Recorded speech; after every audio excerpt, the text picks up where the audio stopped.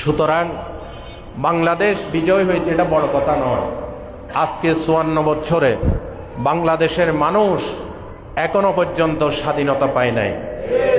এখনো পর্যন্ত পার্শ্ববাদী কেউ ব্রিটিশের গোলামি করছেন, কেউ দাদা বাবুদের গোলামি করছেন।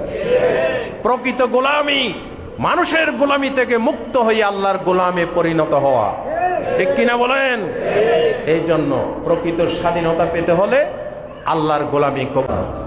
এই জন্য ভাইরা, বিজিত অঞ্চলে আমাদের এই সোনার বাংলা, এমনি মুখে বলে সোনার বাংলা, আসলে সোনার বাংলা আমরা এখনো বানাইতে। সোনার বাংলা নয়, বরং চোরের, দুর্নীতিবাজদের, যারা বাংলাদেশ থেকে টাকা পাচার করে কোটি কোটি টাকার ব্যাংক ব্যালেন্স বাড়ি বানাইছে বিদেশে, চোরের বাংলাদেশ হয়েছে, ঠিক কিনা বলো? সোনার বাংলা হয় নাই। এই জন্য বলি, সবুজ বাংলা দেখেছি, সোনার বাংলা দেখেছি, নতুন বাংলাদেশ দেখেছি, ডিজিটাল বাংলাদেশ দেখেছি, সব দেখা শেষ। আগামীর বাংলাদেশ কোরআন সুন্নাহর বাংলাদেশ ইনশাআল্লাহ। আল্লাহ আমাদেরকে তৌফিক দান করেন। সেই কোরআন সুন্নাহর বাংলাদেশে সমস্ত দল মত পথের লোকদেরকে একত্রিত করে আমরা কোরআন সুন্নাহর আদলে বাংলাদেশকে সাজাইতে চাই ইনশাআল্লাহ। আল্লাহ আমাদেরকে তৌফিক দান করুন। হুব্বুল ওয়াতানি মিনাল ঈমান, দেশ প্রেম ঈমানের অঙ্গ।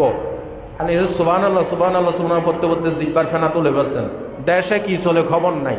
নাম্বার 1 ডান্ডাবাজ গুন্ডা শয়তান, সেই ঈমানদার নয়, সে শয়তান, ঠিক কিনা বলো?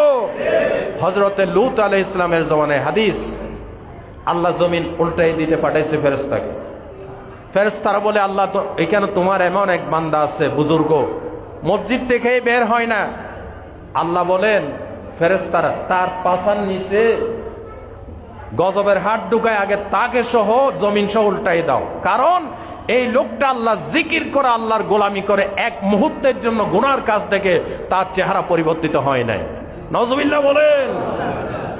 এই জন্য হুব্বুল ওয়াতানি মিনাল ঈমান, দেশপ্রেম যদি তাকে, প্রত্যেকটা ইসলাম প্রিয় মানুষ যিনি মুসলমান তিনি বলবেন, আমার দেশকে আমি কোরআন সুন্নাহ দিয়ে সাজাই।